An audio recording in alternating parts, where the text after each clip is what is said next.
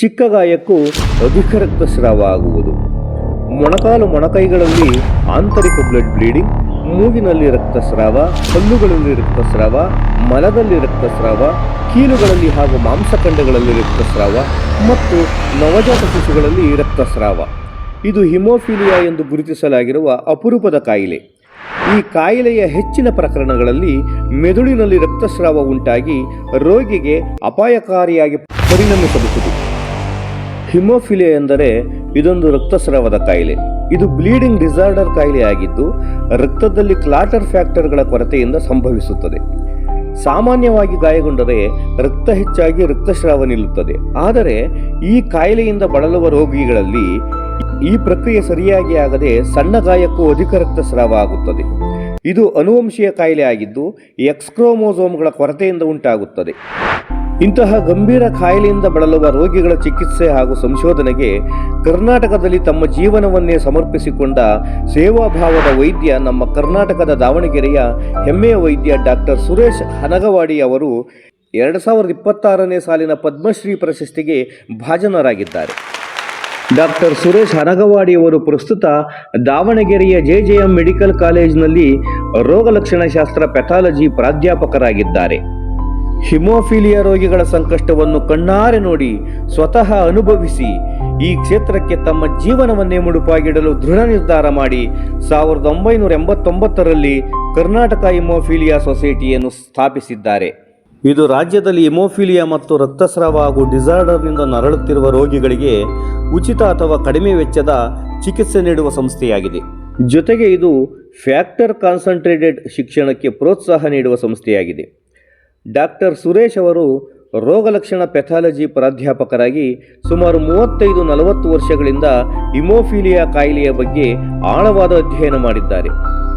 ತಮ್ಮ Karnataka haemophilia society ಮೂಲಕ ದುಬಾರಿ ವೆಚ್ಚ ಭರಿಸಲಾಗದ ಅಶಕ್ತ ಹಿಮೋಫಿಲಿಯಾ ರೋಗಿಗಳಿಗೆ ನೆರವು ನೀಡುವುದು, ಅವರ ಕುಟುಂಬಗಳಿಗೆ ಶಿಕ್ಷಣ ನೀಡುವುದು ಮತ್ತು ಹಿಮೋಫಿಲಿಯಾ ಕಾಯಿಲೆಯ ಬಗ್ಗೆ ಜಾಗೃತಿ ಮೂಡಿಸುವುದು, ಹಿಮೋಫಿಲಿಯಾ ರೋಗಿಗಳು ವಿಕಲಾಂಗತ್ವವನ್ನು ಹೊಂದದೆ ಜೀವಿಸಬಹುದು ಎಂಬುದನ್ನು ತೋರಿಸಿಕೊಟ್ಟು ಹಿಮೋಫಿಲಿಯಾ ರೋಗಿಗಳಲ್ಲಿ ಭರವಸೆಯ ಬೆಳಕನ್ನು ಮೂಡಿಸಿದ್ದಾರೆ. ಮೂಲತಃ ದಾವಣಗೆರೆ ಜಿಲ್ಲೆ ಹರಿಹರ ತಾಲೂಕು ಹನಗವಾಡಿ ಗ್ರಾಮದ ದಲಿತ ಛಲವಾದಿ ಸಮುದಾಯದವರಾದ ಡಾಕ್ಟರ್ ಸುರೇಶ್ ಅವರು ಮಧ್ಯಮ ವರ್ಗದ ಸರ್ಕಾರಿ ನೌಕರನ 4 ಮಕ್ಕಳ ಪೈಕಿ ಹಿರಿಯ ಪುತ್ರ. ಬಳ್ಳಾರಿಯಲ್ಲಿ ವಿದ್ಯಾಭ್ಯಾಸ ಮಾಡಿ ನಂತರ ದಾವಣಗೆರೆಯ JJM ಮೆಡಿಕಲ್ ಕಾಲೇಜಿನಲ್ಲಿ MBBS MD ಪೆಥಾಲಜಿ ಪದವಿ ಪಡೆದು ಈಗ ಅಲ್ಲಿಯೇ ಪ್ರಾಧ್ಯಾಪಕರಾಗಿ ಸೇವೆ ಸಲ್ಲಿಸುತ್ತಿದ್ದಾರೆ.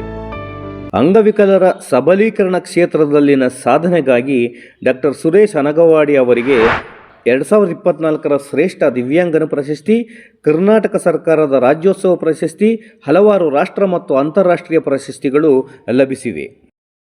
ತಮ್ಮ ಮಾಮ ಹಿಮೋಫಿಲಿಯಾ ಕಾಯಿಲೆಯಿಂದ ನರಳಿ ಮೃತಪಟ್ಟದ್ದನ್ನು ಕಣ್ಣಾರೆ ಕಂಡಿದ್ದ ಸುರೇಶ್ ಅವರಿಗೆ ಹಿಮೋಫಿಲಿಯಾ ರೋಗಿಗಳ ಸಂಕಷ್ಟಕ್ಕೆ ಮಿಡಿಯುವ ಮಾನವೀಯ ಹೃದಯವಿತ್ತು. ಸಾಯುವ ಮುನ್ನ ತಮ್ಮ ಮಾಮ ರೋಗಿಗಳ ಸಂಕಷ್ಟಕ್ಕೆ ನೆರವಾಗಲು ನೀನು ವೈದ್ಯನಾಗಬೇಕು ಎಂದು ಹೇಳಿದ ಅಂತಿಮ ಸಂದೇಶ ಪೈಲಟ್ ಆಗಬೇಕೆಂಬ ಗುರಿಯನ್ನು ಹೊಂದಿದ್ದ ಸುರೇಶ್ ಅವರ ಬದುಕಿನ ದಿಕ್ಕನ್ನೇ ಬದಲಿಸಿತು. ತಮ್ಮ ಮಾಮನ ಆಸೆಯಂತೆ ವೈದ್ಯರಾಗುವುದಷ್ಟೇ ಅಲ್ಲ, ಅಪರೂಪದ ಕಾಯಿಲೆಯಿಂದ ಬಳಲುತ್ತಿರುವ ಸಾವಿರಾರು ಹಿಮೋಫಿಲಿಯಾ ರೋಗಿಗಳ ಪಾಲಿಗೆ ಅವರೀಗ ದೈವವಾಗಿದ್ದಾರೆ. ವೈದ್ಯಕೀಯ ವಿದ್ಯಾಭ್ಯಾಸದ ಅವಧಿಯಲ್ಲಿ ತಮಗೆ ಸಿಕ್ಕ ಸಹಾಯಧನ ಸ್ಟೈಫಂಡ್ ಅನ್ನು ಕರ್ನಾಟಕ ಹಿಮೋಫಿಲಿಯಾ ಸೊಸೈಟಿ ಸ್ಥಾಪನೆ ಮಾಡಲು ಬಳಸುವ ಮೂಲಕ ಹಿಮೋಫಿಲಿಯಾ ಕುರಿತಾದ ಅರಿವಿನ ಕೊರತೆಯನ್ನು ನೀಗಿಸಿದ್ದಾರೆ ಹಾಗೂ ಸಾವಿರಾರು ರೋಗಿಗಳ ಸೇವೆ ಮಾಡಿ ಕೇಂದ್ರ ಸರ್ಕಾರದ ಪದ್ಮಶ್ರೀ ಪ್ರಶಸ್ತಿಗೆ ಭಾಜನರಾಗಿದ್ದಾರೆ. ಖ್ಯಾತ ಗಾಯಕ ದಿವಂಗತ SP ಬಾಲಸುಬ್ರಹ್ಮಣ್ಯಂ ಅವರು ಡಾಕ್ಟರ್ ಸುರೇಶ್ ಹನಗವಾಡಿ ಅವರ ಕರ್ನಾಟಕ ಹಿಮೋಫಿಲಿಯಾ ಸೊಸೈಟಿಯ ಸೇವಾ ಕಾರ್ಯವನ್ನು ಮೆಚ್ಚಿ 1999ರಿಂದ 2020ರವರೆಗೆ ಈ ಸಂಸ್ಥೆಯ ಪ್ರಧಾನ ಪೋಷಕರಾಗಿದ್ದರು. ಸಂಸ್ಥೆಯ ಸೇವಾ ಕಾರ್ಯಗಳಿಗಾಗಿ ಪ್ರತಿ ವರ್ಷ ಸಂಗೀತ ಕಾರ್ಯಕ್ರಮಗಳನ್ನು ಆಯೋಜಿಸುತ್ತಿದ್ದರು ಎಂಬುದನ್ನು ಇಲ್ಲಿ ಸ್ಮರಿಸಬಹುದಾಗಿದೆ. ಹಿಮೋಫಿಲಿಯಾ ಕ್ಷೇತ್ರದಲ್ಲಿ ವಿಶಿಷ್ಟ ಸೇವೆ ಮಾಡಿ ಗಣರಾಜ್ಯೋತ್ಸವದ ದಿನದಂದು ರಾಷ್ಟ್ರಪತಿ ದ್ರೌಪದಿ ಮುರ್ಮು ಅವರಿಂದ ಗೌರವ ಸ್ವೀಕರಿಸಿದ ಕನ್ನಡದ ಹೆಮ್ಮೆಯ ಕಂದ ಡಾಕ್ಟರ್ ಸುರೇಶ್ ಹನಗವಾಡಿ ಅವರಿಗೆ ನ್ಯೂಸ್ ಟುಡೇ ಕನ್ನಡದ ಪರವಾಗಿ ಹೃದಯಪೂರ್ವಕ ಅಭಿನಂದನೆಗಳು.